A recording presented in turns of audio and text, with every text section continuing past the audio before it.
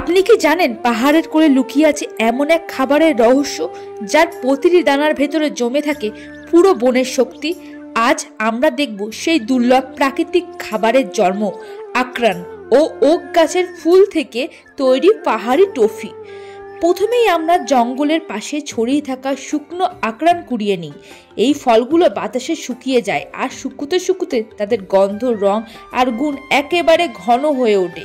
শুকনো আকরান বেশি টকে আর স্বাদও হয় অনেক ভালো, সেই কারণে এগুলো সংগ্রহ করা হয়।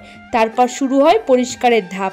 আকরানগুলো জলে ধুয়ে নেওয়া হয়, তাহলে মাটির দাগ, শুকনো খোসা আর অশুদ্ধি সব দূর হয়ে যায়। কারণ পরের ধাপে এগুলো পিষতে হবে, আর পরিষ্কার না হলে টফির স্বাদ নষ্ট হয়ে যায়।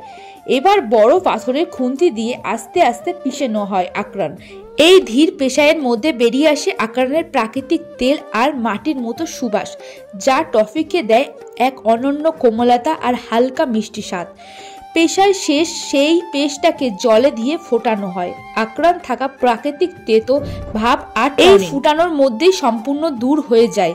এই কারণে এই ধাপটি খুবই জরুরি। টফিকে নিরাপদ, স্বাস্থ্যকর আর হজমে সহজ করে তোলে এটি।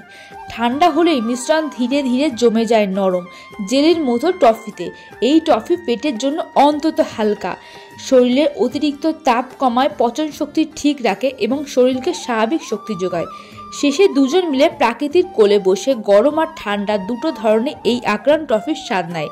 গাছের ডাল নড়ে হয়, হাওয়া ওঠে, পাশে সবুজ জীবন জ্বলে ওঠে, আর এক বাটিতে পাহাড়ি রান্নার সরল নির্মল সুখ। প্রকৃতির হাত ধরে এই তৈরি খাবার শুধু স্বাদে নয়, শরীরে আনে স্বস্তি আর মনের জায়গায় এক শান্ত গভীর প্রশান্তি।